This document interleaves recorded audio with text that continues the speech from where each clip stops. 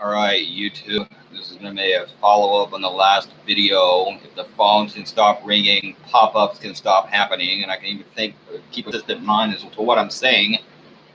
Anyways, I got, the last video probably sucked, so if it even took, the last video sucked, if it even took, I got too off track, and I tried talking about circumcision again. And the main point of what I was saying was not circumcision related. And of course, it does it again. Just stay with me. Just attempt to stay with me through the pop-ups and bullshit. The last video wasn't circumcision related, but the point is Glenn Beck is he's complaining about free speech. They're targeting him, they're targeting conservatives, and again, I'm defending his speech insofar as that goes, in anyone's speech, and I'm not like him. The Constitution and free speech really does mean something to me. As a constitutional liberal, and not a libertarian, but a liberal, because that's what I am. But in the long line of liberal and libertarian thought, going all the way back to John Locke, and in that same line of thought was the 1960s in Berkeley, in free speech rallies, and hippie movement, and so on and so forth. In the line of that, I do still, and will continue to still, support fucking free speech rights. But with that being said, I also want to say this.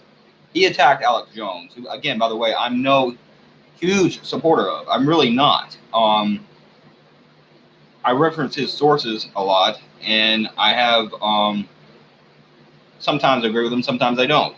One thing is rather for sure. One thing that is for sure, rather, is that I don't agree with about half of what he says, and I bet you a lot about what Alex Jones says. But guess what? With all that being said, I will still sit here, and say I 100% absolutely support Alex Jones's right in free speech to say whatever he wants. The same as I'm doing with Glenn Beck, by the way. And the same as I would do with those drag kids, the drag queen children that Alex Jones hates, and I'm sure Glenn Beck hates them too. The same as I would any alien conspiracy theorist that wants to know what's going on in area whatever. Anyone saying anything. If it's a feminist that hates men, if it's a man that hates them, whatever crazy group you can pull out of your ass, I support them. But Glenn Beck was against Alex Jones coming on Fox News when he was on there. He has been against intactivists and anti-circumcision activists, something I am pretty much a part of, and I consider that part of my humanism. Okay. Liberal humanism. It's not one issue in and of itself. It's not men's rights activism, because I don't consider myself to be a men's rights activist. I am a human activist. I am a humanist. And I also support animal rights. And part of that means I don't think you should be able to tie down a infant child, male or female, and mutilate their fucking genitals. I don't believe in that. But Glenn Beck does, and he wanted to smear a fucking comic book that even I thought was goofy as being anti-Semitic, when one issue of that magazine had anything to do with Judaism, and they had several different issues dealing with several different forms of the procedure done in different cultures. And it was called Foreskin Magazine, and it's released in San Francisco, inside the United States, where the majority of people don't fucking practice that for fucking religious reasons, or even medical reasons. It's largely cosmetic. It's bullshit. You don't force any other cosmetic procedure on a child. I don't even want to go into any more detail. But he also smeared the campaign for a local area, because keep in mind, they're supposed to believe in states' rights. And that's the same thing Alabama is taking advantage of when they tell women if they can have an abortion and whatever else they're doing. They also want to take and tell San Francisco, after they got thousands of fucking signatures on a petition to vote to make circumcision illegal in that one city of San Francisco, they voted that you couldn't do that. And one judge, I think it was, overturned the entire thing. And Glenn Beck probably had a hand in that, because he smeared the entire thing as being anti-Semitic. And he's not even fucking Jewish. Why? Because he's okay with it, because he is. So because he's used to something, he's okay with that. He's not okay with female circumcision, I'm sure, because he's not used to that. But if he was used to that, he'd support that too, because he's a fucking crook and he only gives a fuck about himself. And that's what a lot of Republicans are. That's what the right wing is. And unfortunately, that's what a lot of Democrats are. And it pisses me off. Looks scratchy. Goddamn, let's get on with this. Anyways, I went too much into that. The point is, he should have his free speech rights, and we should all have free speech rights. But I do think the hypocrisy, as saw with, and as I was about to talk about with Jordan Peterson, he was a person who preached responsibility, not even talking about the circumcision bullshit that I've written in detail about. Just look it up. Where he tried to defend for some ridiculous reasons circumcision that are just ridiculous. Even by the standard of someone that supports circumcision, they would disagree with him probably. But not even taking that into consideration, he preached responsibility and maturity, especially to men, and men need to be men and all this bullshit. And that man's like, what, 50 fucking years old. He's pretty much a Jeremy Irons lookalike that wants to fucking act like he's smarter than what he is. He's a complete fucking pseudo-intellectual. And he's pouring all meat diets and everything else and telling you how to be smart and you need to be responsible. And he's a fucking drug addict and he goes to rehab. And there's nothing wrong with being an addict and going into rehab by itself because no one's perfect and everyone makes mistakes. What's wrong with that guy doing it is he told everyone else not to do it and to be responsible. And he's judging everyone else and their problems and their issues. And he's supposed to be this big time self-help guru. But meanwhile, this same fucker is goddamn it doing drugs his damn self, and he's more fucked up than the people he's giving advice to. That probably includes underage young men, and underage males. Some of these are teenagers. A lot of these incel idiots. I'm sure he had a fucking hold on them, and he's giving them all kinds of dumbass advice that he's not fit to give anyone because he's a fucking hypocrite. All right, let's get on with this. Oh yeah, now then, on to a real free speech issue and defending the president here, just so you don't think I'm attacking the right wing. SNL, unbelievably, goes into fucking... They have an SNL sketch where... And again, it's incredible to me how primetime television that is supposed to be mainstream and look at both sides of the issue never do. It's always propaganda. They totally poured this shit out to the maximum. I used to like The Daily Show, for example, but it's not like it used to be. None of these shows are like they used to be, because you used to be dealing with George W. Cocksucker Bush, and everyone knew he was a fucking hypocrite and a damn war criminal. Now it's not that simple. The right wing do have some good points. It doesn't seem like they're just totally corrupt. But even with all that being said, I still wouldn't put Jon Stewart with a political, in this case of politics, on prime time or in late show in that David Letterman spot, because it's not supposed to be overly political. You know, like it's kind of like propaganda almost. It gets to a point where it becomes a type of propaganda. And they're pretty much saying that we need a John Wilkes-Booth. SNL was pretty much joking about shooting the fucking president of the United States. Now I have to ask, if I did that with Obama, or hell, if I do that with Trump, let's say Trump, I said that about him. How long before the cops knock on my door? Yeah, we're gonna have to take you in for questioning. Yeah, throw you in a dungeon for the next 20 years. You'll need a trial. How long would it be before that happened? But because it's SNL, they get to. And I'm sure they're joking. I understand that.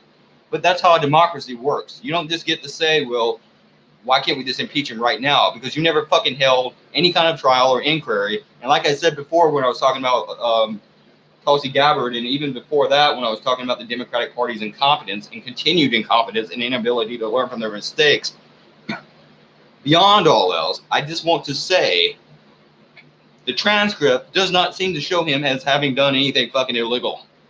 Do you understand what I'm saying? But that's ridiculous. But hey, don't worry. Our good liberal pals at Twitter, as you would call them, who are actually complete fucking crooks, that booted me off their fucking site when I was being harassed and trolled by radical feminists, or some kind of fucking social justice asshole, who knows what, and who gives a fuck. Those same fucking people want to now, pretty much with the advice of Kamala Harris, and you know what I think of her, a liberal she's not, but they want to now kick the sitting president, regardless of what you think of him, the sitting president of the United States off the fucking Twitter, again, regardless of what you think of the man, in the United States. And they're saying kick him off, and he's the fucking president, but meanwhile, Saturday Night Live can host a fucking national televised, almost prime time late show with probably the stars of tomorrow. That's like the original SNL cast had, Chubby Chase and all these people. I'm sure they will host the stars of tomorrow. And guess the fuck what? I really like Chris Farley a lot. They gave us him. And guess what? That fucking landmark TV show gets to say, let's kill the fucking president. That might as well have been what happened. Not at all propaganda, is it? Literally, this is the type of shit you get in places like Nazi Germany and Soviet Russia or the Soviet Union, where you have state-run TV and they tell you what to think. And they are undermining and fucking up a fucking election, regardless of whether you like Trump or not. And there's a lot of shit I don't like about Trump. And I have bitched about things like him kicking transgender people out of the military. I still think his support for the fucking bullshit Keystone Pipeline was bullshit. And I do understand the importance of getting off Saudi dependency to Saudi oil. That's part of what's wrong with our country now. But I still thought that was bullshit. I think that was Native American land. We had no right to do that. There are plenty of things I disagree with Trump about. But that does not fucking excuse the fact you're trying to undermine and criminally undermine and almost commit a treasonous act against a sitting president and undermine a legitimate presidency. We elected him. He's president. That simple. Maybe next time you'll run someone worth a fuck and not a fucking lifelong career politician and a crook like Hillary Clinton, who we knew too much about, in part probably because of Russia and people living in Russia and whatever else. But we knew what we knew about her. It had nothing to do with Trump, and he won.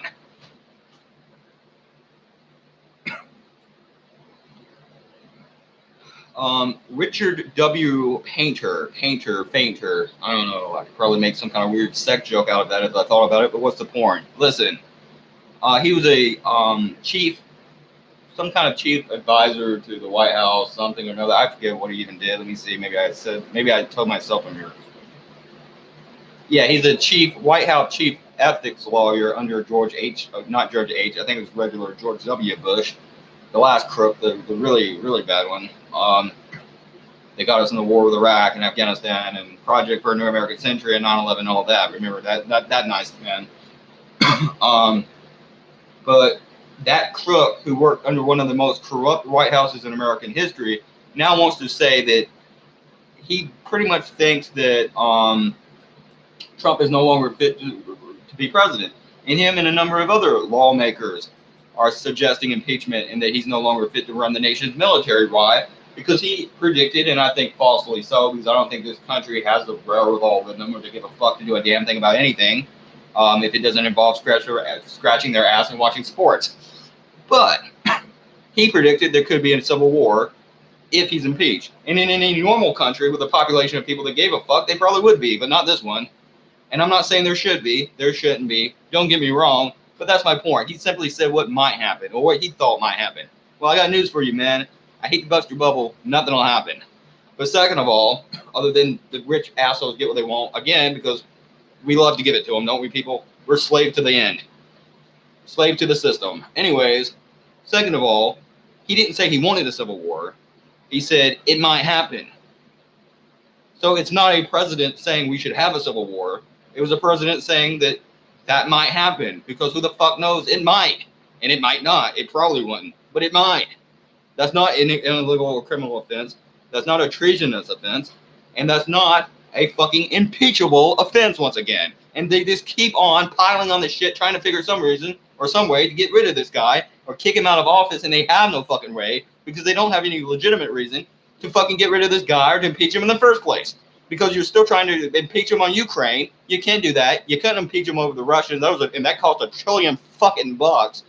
And took 2 fucking years. You couldn't find shit. You couldn't impeach him over a pussy joke. You can't impeach him over a damn thing because you don't have anything. Kavanaugh, that didn't work either. You look like assholes. See what else he's at.